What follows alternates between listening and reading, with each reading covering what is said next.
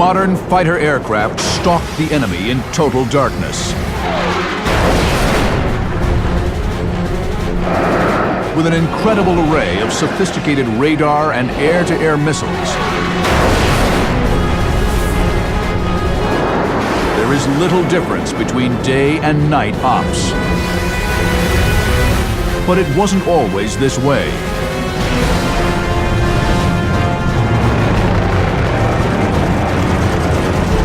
The pioneers of night fighting took to the skies decades earlier,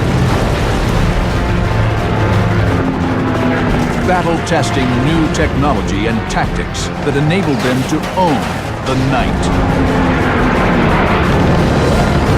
Now, you're in the cockpit as heroic night fighters in Hellcats, P-61 Black Widows, F-3D Sky Knights, and F-15s take to the skies. Experience the battle. Dissect the tactics. Relive the dogfights of the Nightfighters.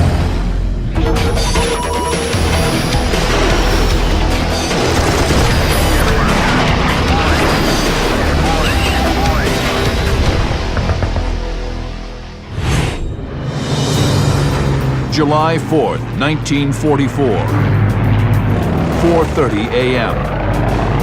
Under cover of night, 4 American planes of VFN-76, one of the U.S. Navy's first night fighter squadrons, make their way to the island of Chichijima in the Pacific. The 4 Grumman F-6F Hellcats are radar-equipped, a new technology that uses radio waves to detect and track other aircraft in total darkness. Their instrument panels glow in dim red light to preserve night vision. 21-year-old Buck Dungan flies element lead. The Hellcat was such a stable machine, we all fell in love with it. Dungan and his wingman, Johnny Deere, split off from their flight lead. They each carry one 500-pound bomb to hit shipping in Futami Cove.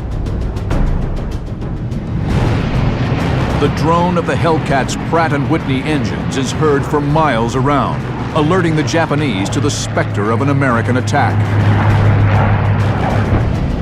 Enemy anti-aircraft gunners fire blindly into the night sky.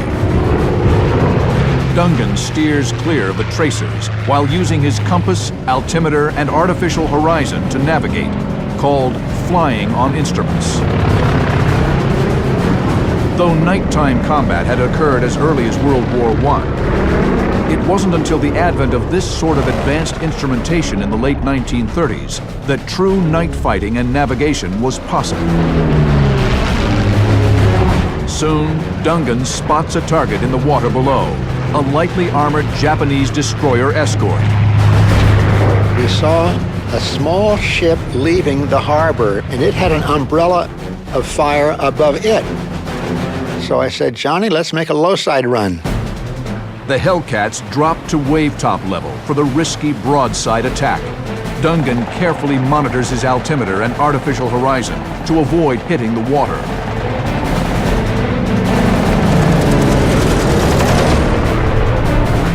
The gunners on board the Japanese destroyer have no idea where the night fighters are coming from. Dungan unleashes a torrent of .50 caliber ammunition at the ship. A .50 caliber slug is as big around as your thumb, and about as long too. At 2,400 rounds per minute from 6 guns meeting at one place, it's going to knock holes in just about anything. To preserve night vision, the Hellcats don't use tracers.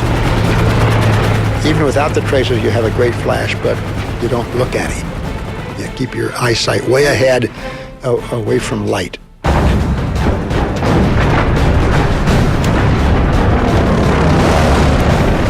Dungan and Deere pull hard back on their sticks to climb over the top of the destroyer escort. I said, Johnny, the upstairs is open for us. They're inviting us in. And so we made a high side run.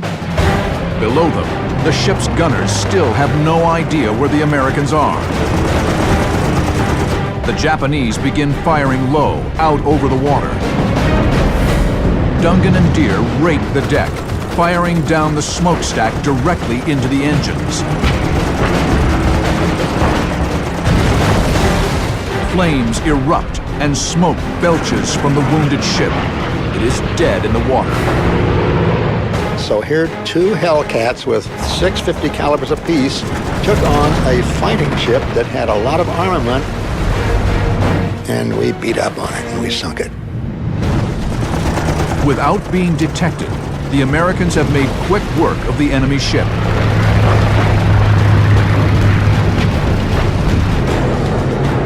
The Hellcats turn their attention to the island itself.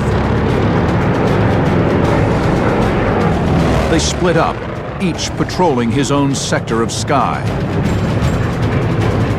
In night fighting, you assign an area because then anyone you see is not friendly, and he's a target. Suddenly, a shadow passes overhead. It's a Japanese Navy Zero equipped with amphibious floats. American pilots call these planes roofs. The roof pilot can navigate at night on instruments, but he has no radar to see in the dark. Undetected, Dungan closes on his enemy's 6 o'clock. I knew the fuel was carried in the float, so I aimed on the strut between the float and the cockpit and just touched the trigger, just one little. The Zero bursts into flame and plummets.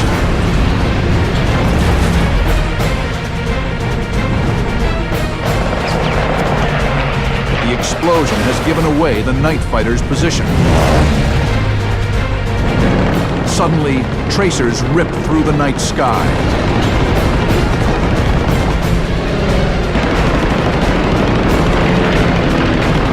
I turned and looked, and I had three in back of me who were firing at me. Buck Dungan's top-secret training as a Navy night fighter is about to be put to the test.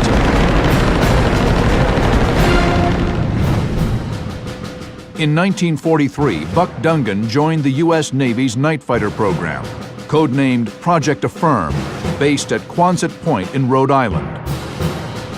Project Affirm and almost all other night fighter programs utilized a technology that in World War II was only in its infancy: radar. Radar, or radio detection and ranging, uses radio waves to detect objects beyond visual range.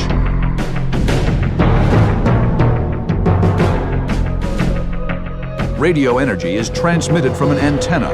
Objects in the sky reflect some of this energy back to a detector, where these radar returns can be processed and used to determine the distance to the target, altitude, and direction of travel.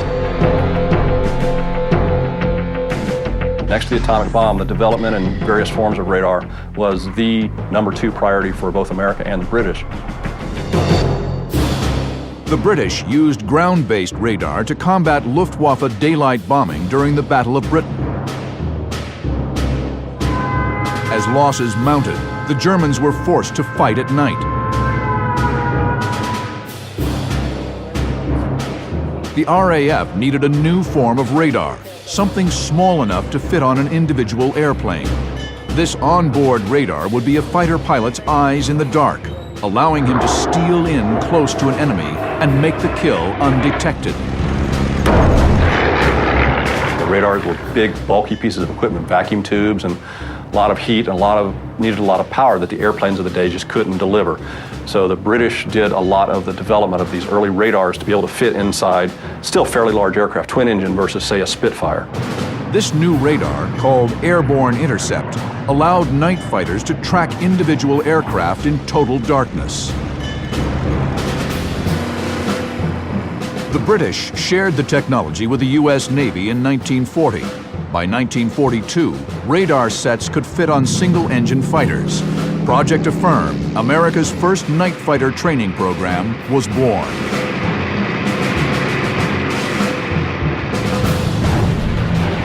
Now, Project Affirm night fighter Buck Dungan is in the crosshairs of 3 Japanese roofs. But luckily, his wingman, Johnny Deere, is in the area, still undetected by the enemy.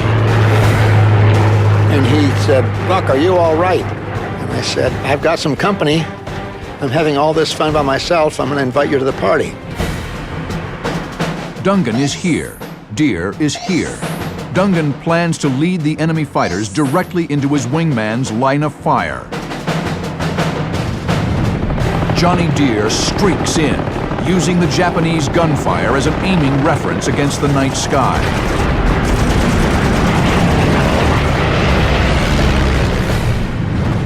Deere has claimed 2 of the roofs, but there's still one left, behind Dungan.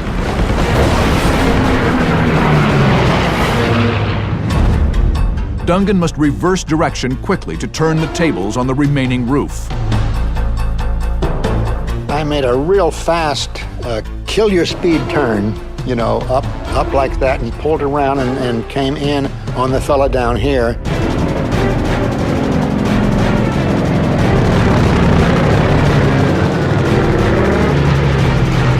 He just kept coming right at me, and he was firing, and I gave him a short burst. And he blew up. Dungan and Deere once again split up to search for new targets. Dim pre-dawn light breaks on the horizon. Suddenly, Dungan spots more tracer fire arcing towards him. He's been spotted. I saw a plane coming toward me about 3 miles away, and his guns were all firing. The inexperienced Japanese pilot is firing too soon. He runs out of ammo. Dungan carefully puts the pipper on the roof's silhouette and fires.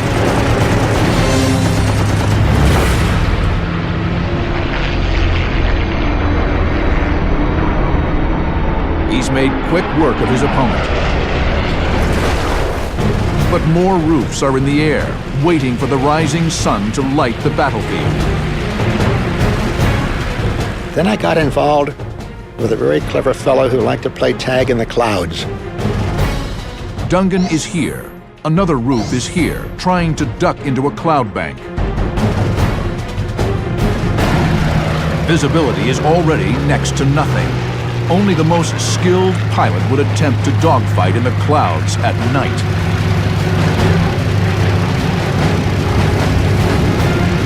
But Buck Dungan is confident and very aggressive.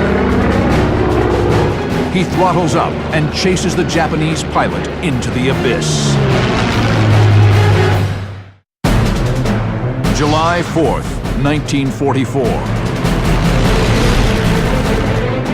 In almost total darkness, Navy night fighter Buck Dungan, in a radar-equipped Hellcat, pursues a Japanese float plane into a cloud deck.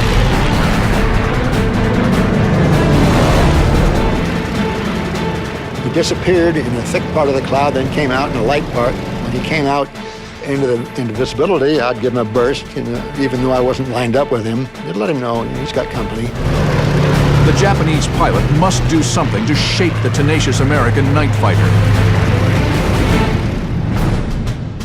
He will throw his aircraft into a steep descending spin. He's hoping Dungan will shoot past and lose sight of him in the darkness. The roof pops his nose up and begins the spin. But Dungan is one step ahead of him. He pulls up to keep from overshooting, then quickly throws the Hellcat into a spin of its own. A spin is an easy thing to do. It's a full back with a stick and right or left rudder, and your nose comes up and you just trail down like this. The Hellcat spins erratically as the aircraft plummets, but Dungan is in complete control, waiting for the right moment to pull out. When you want to come out of it, you reverse rudder and push the stick forward, and you'll stop the spin immediately. The roof pulls out of its spin. Dungan pushes the stick forward slightly and applies right rudder. The Hellcat responds smartly. Dungan swings in on the roof 6 o'clock.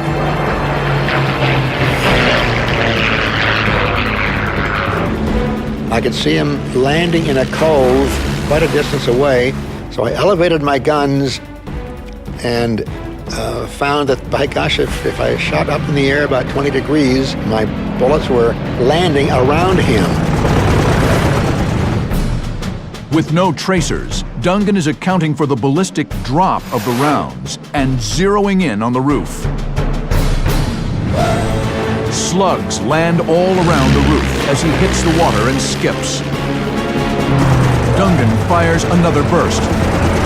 White-hot incendiary bullets rip into the fuselage.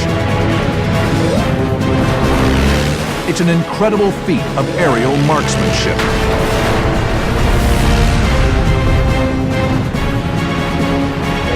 Dungan streaks past the wreckage and climbs back to altitude.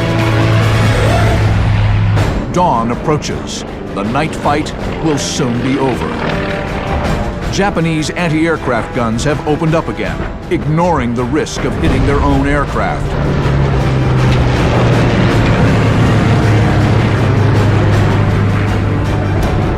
I was marking the position of the anti-aircraft battery, and bam! I felt a big explosion. I heard off my left side, and I felt I was hit in the shoulder. And then I turned the mirror down to take a look at me.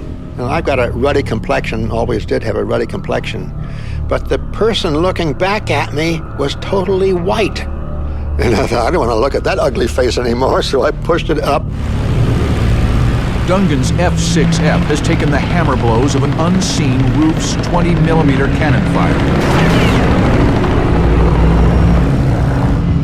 Shrapnel is buried in his left shoulder. His clavicle is shattered. He is in no condition to continue the fight. Oh, it hurt terribly. So I knew it wasn't too bad. Had it been numb, I would have been worried. But it hurt so much that, oh, what of course, I had shrapnel all in my shoulder and the back. Dungan establishes radio contact with Johnny Deere. Deere's Hellcat has also been hit. Now separated, they head back to the safety of American-controlled waters.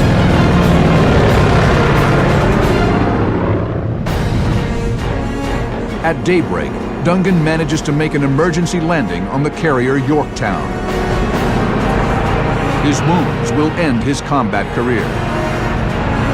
The 3 victories on July 4th, 1944 bring his total to 7, making him an ace, a deadly effective night fighter. The U.S. Navy and Marine Corps focused on single-seat night fighters, embodied in the radar-equipped Hellcat. The Army Air Force opted to develop an entirely new type of airplane, designed specifically for night missions, the Northrop P-61 Black Widow.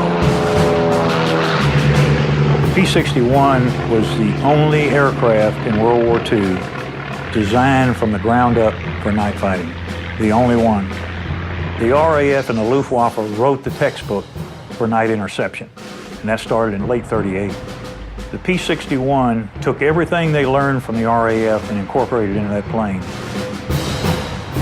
Engineers knew a good night fighter needed 3 things: speed, heavy armament, and excellent radar. The P-61 had all 3. It was equipped with twin Pratt & Whitney R2800 engines, giving it a top speed of 365 miles per hour. Crew of 3, a gunner, a radar observer, and a pilot. 4 20mm and 4 50 calibers. Tremendous firepower. At the heart of its night fighting mission was the P-61's airborne intercept radar, which operated in a similar fashion to previous night fighters. A rotating antenna in the nose emits long wavelength radio energy called microwaves. This energy is reflected back by any aircraft within 5 miles. These radar returns are then processed by the radar operator and used to track the enemy in total darkness. Experienced night fighter pilot Al Jones flew the P-61 over Europe. It was a great airplane. It looked kind of clumsy sitting on the ground, but it was very agile and very responsive. Despite its late arrival in combat, the P-61 became an icon of night fighting. April 1945. A lone P-61 Black Widow, piloted by Al Jones, circles a German airfield, completely unseen.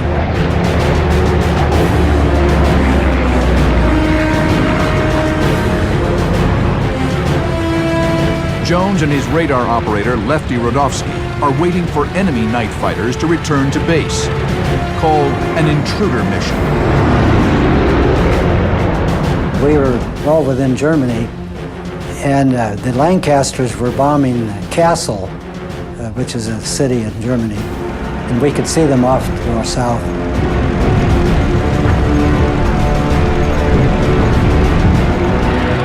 The Black Widow's radar probes the night sky, searching for prey. My radar operator picked up a signal on his set that there was an airplane coming into the airport. The enemy aircraft is here.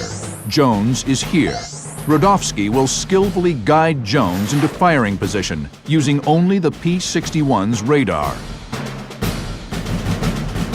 Rodofsky uses 2 scopes to track the German plane. The A scope indicates the range to the target. The B scope tracks its elevation off the nose.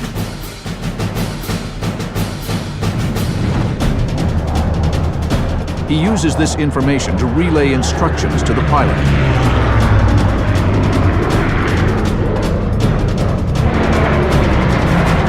Rodofsky instructs Jones to turn right.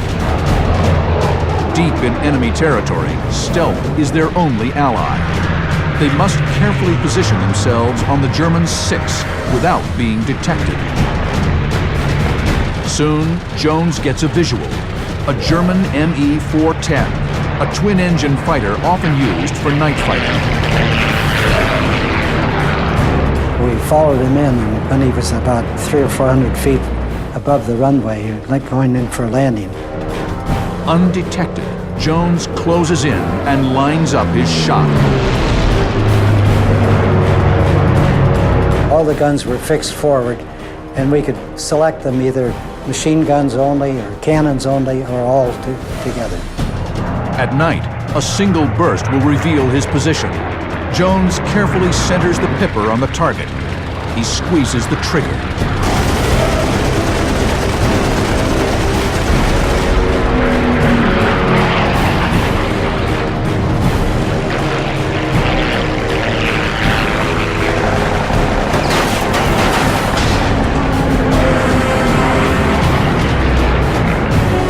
The German night fighter plunges down in flames. The airfield below erupts with anti-aircraft fire.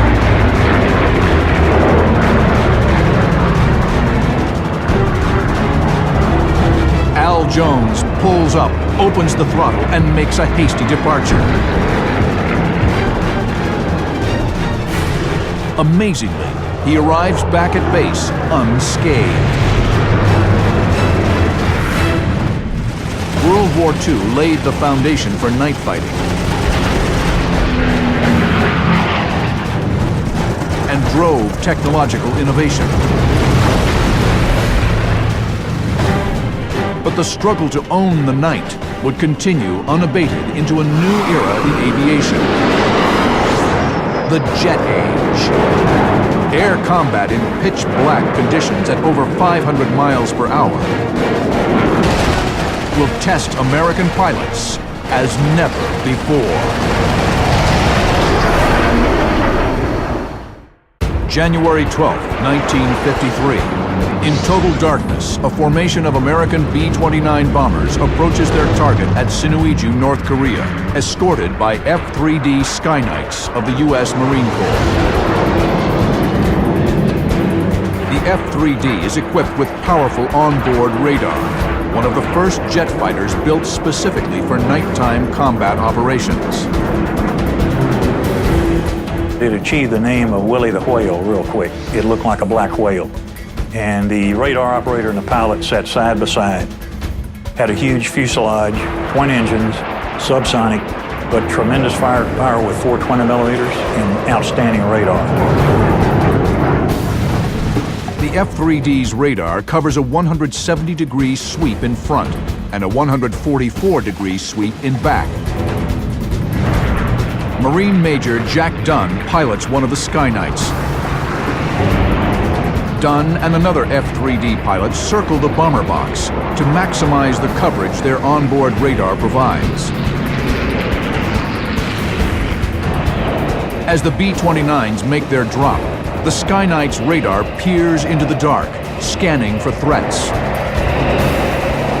Then, ground control crackles over Dunn's radio. MiGs are in the air, but they're not engaging. The B-29s begin their egress.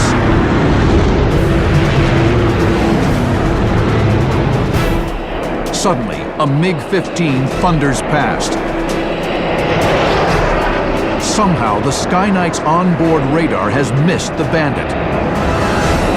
The guy probably came up from an angle beyond the 170 degrees, down. The cone radar did not pick him up. Dunn's night fighter instincts kick in. He charges after the MiG. Radar operator Larry Fortin begins tracking the target. As Dunn closes the gap, he can't believe his eyes. The MiG has left his wing lights on. This is not standard operating procedure. Something's wrong. He said, I'm being lured into a trap. The Marine pilot is aggressive, willing to take the risk to make a kill. He throttles up, continuing to close with the MiG. It's just the mentality of a Marine fighter pilot. I want to get the MiG, to heck with it, and they took their chance.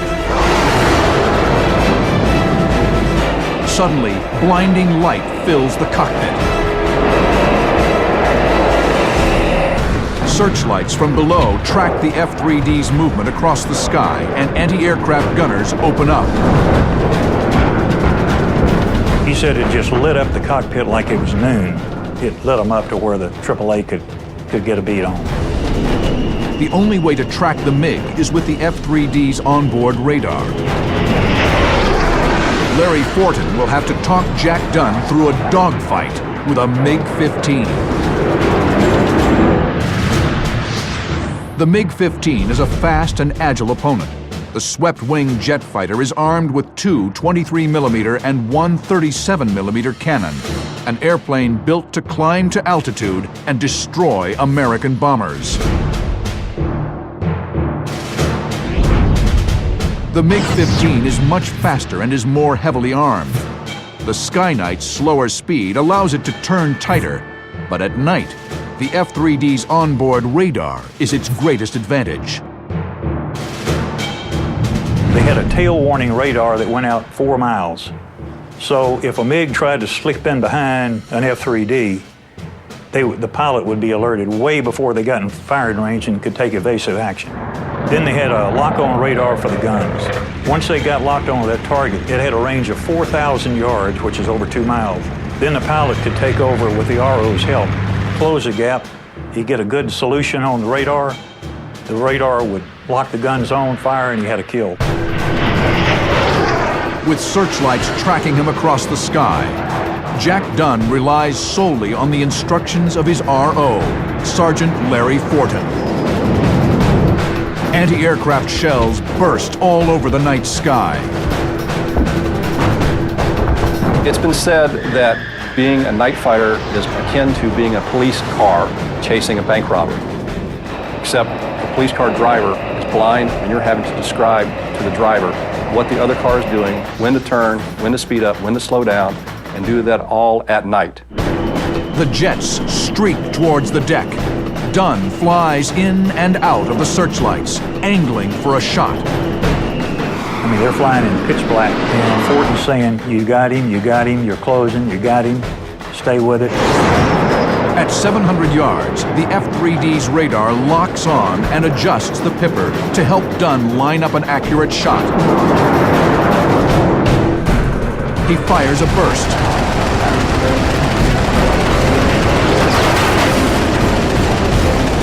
The MiG is hit, but he stays in the fight. The North Korean pilot pitches down into a screaming dive. Dunn follows, his eye on the altimeter. Somehow he must make the kill and still leave enough time to pull out. The MiG plummets, the Sky Knight in hot pursuit. January 12, 1953. Marine night fighter Jack Dunn dives in pursuit of an enemy MiG-15. Dunn must make the kill, but leave enough time to pull out. His eyes dart between the altimeter and his target. Dunn already had the momentum. He was within range. Followed him down 3 short bursts, and the MiG caught on fire. Lethal 20-millimeter cannon shells arc through the night sky and shred the MiG.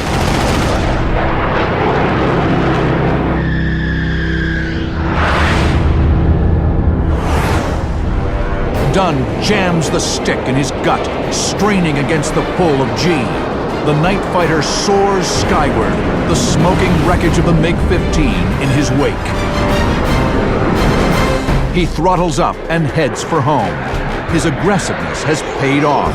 He has scored his first kill, one of only 6 made by F-3D crews during the entire Korean War.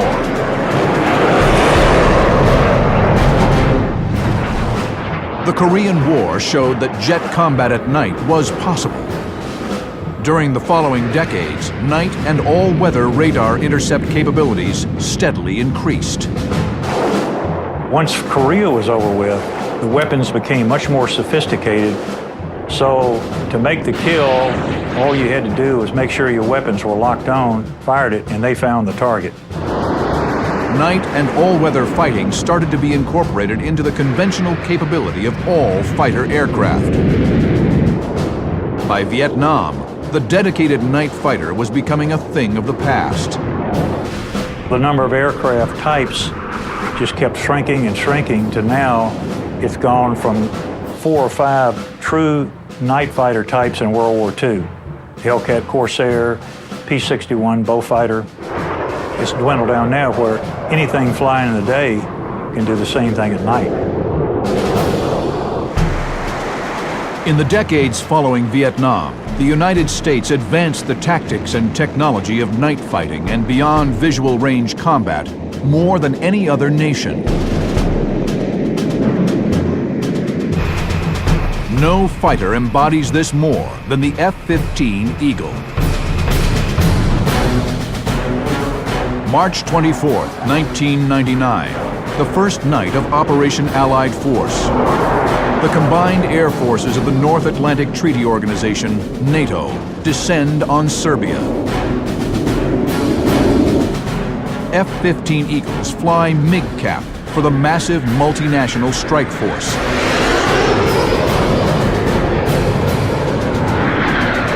One of these flights is led by Major Robert Renner, call sign Cricket. I'd flown combat missions over northern Iraq in 1995, but was honestly thinking, you know, this is going to be a little bit different. It's not just enforcing a no-fly zone where you might occasionally see someone shooting at you, but this is going to be for real. Flying element lead in the flight of 4 is Lieutenant Colonel Cesar Rodriguez, call sign Rico. He's an experienced F-15 pilot with 2 MiG kills in Desert Storm. There's only 2 of us who had Desert Storm experience in our squadron. We had a whole new generation of fighter pilots that was more technically proficient, in my opinion, than those of us who fought in Desert Storm, because they were seeing the benefits of a Desert Storm in how the radars were developed and the new weapons were developed. Shortly after arriving on station, Rico picks up an unknown contact on radar. At any time of the day or night, modern fighter pilots coordinate with airborne warning and control aircraft, called AWACS. The AWACS and F-15 use sophisticated radar and electronics to illuminate the nighttime battlefield. An AWACS on station over northern Italy confirms Rico's contact. A Yugoslav Air Force MiG-29. The MiG-29, designed during the 1980s, is a Mach 2 capable air superiority fighter. It uses both heat-seeking and long-range radar-guided missiles. The 1970s era F-15C Eagle was the first U.S. fighter specifically built for air-to-air combat since the F-86 Sabre. The F-15C's radar can identify and track targets at 90 miles, day or night. Still over 40 miles away, Rico's F-15 locks up the MiG. It was really what I call a very amazing moment. We're at 30,000+ feet. We're doing Mach 1.4. We are, as we call, hauling the mail, and I take my shot. I'll remember this forever. I hear him call Fox 3 over the radio, meaning he's just shot an AMRAAM at this MiG-29. So I'm 20 miles away, and I see the little point light come off his airplane and start going to track the MiG-29.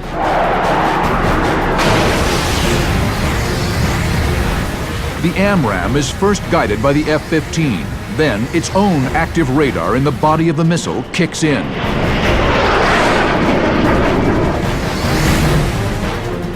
The missile makes tiny adjustments as it streaks through the night sky. Seconds later, impact. I was actually fighting over a piece of ground that was not only mountainous, but covered in snow. So that fireball takes the reflection of the fire, multiplies it by all the mountains around us. If you were to take 2 or 3 football stadiums right next to each other, and then all 3 of the main light switches, you switch them on at the same time, that's what it looked like. Rico Rodriguez has scored his 3rd MiG kill. It's a stunning demonstration of the dominance of technology in modern night fighting. But there are more MiGs rising to defend their homeland. To the north of Rico and Cricket, another F-15 pilot, Captain Mike Shower, call sign Dozer, streaks into battle. He is informed of Rico's engagement over the radio. We heard through AWACS that there was an engagement in the south, that we got a splash 1 in the south call.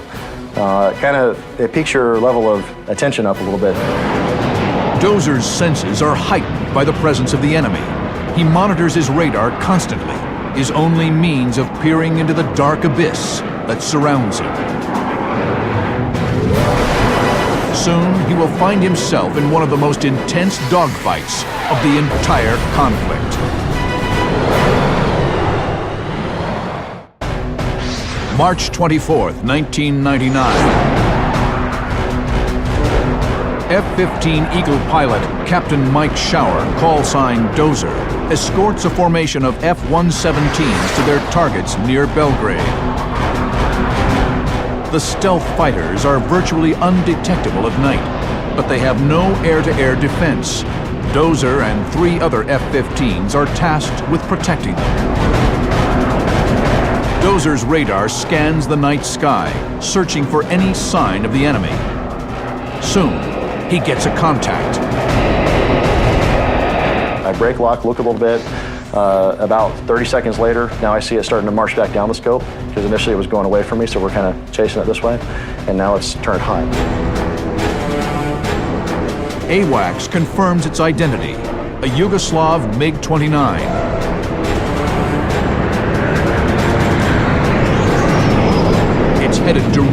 the strike package.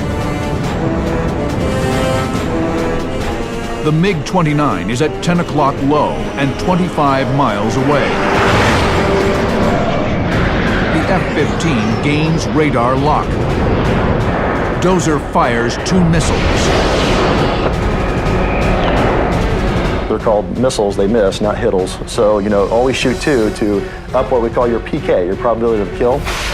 Dozer watches the missiles streak away, but the darkness conceals another aircraft in the middle of the fight, invisible even on radar.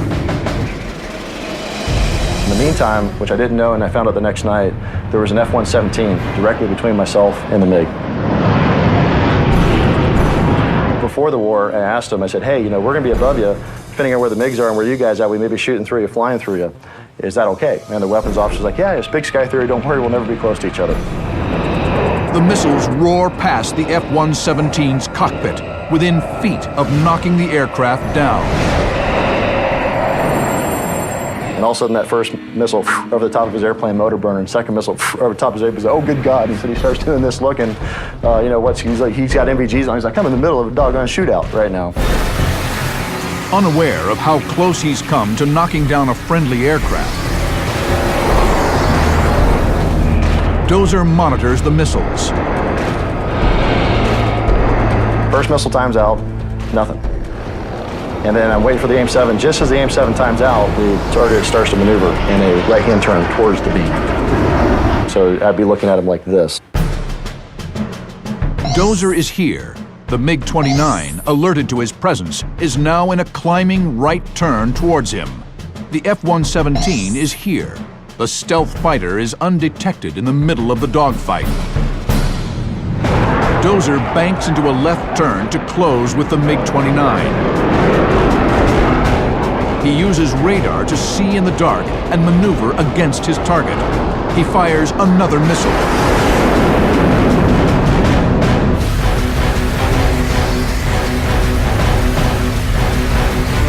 The F-117 tells me at that time, about 1,000 feet away from him, he said he looks over, missile goes right in front of him, I fly right in front of him.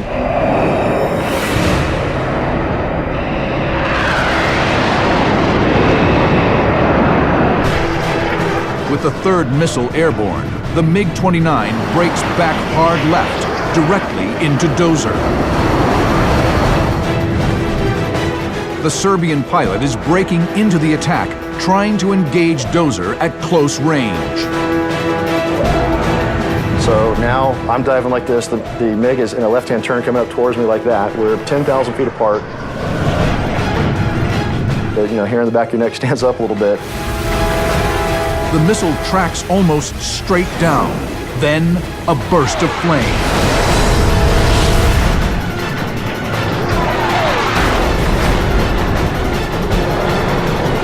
So now, like 100 foot of flame or whatever it was, I can see his airplane kind of spiraling with the hit, going downhill.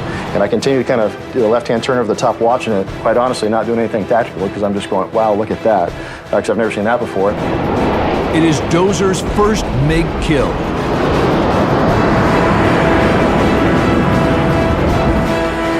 The MiG-29 spirals down in flame towards the ground below.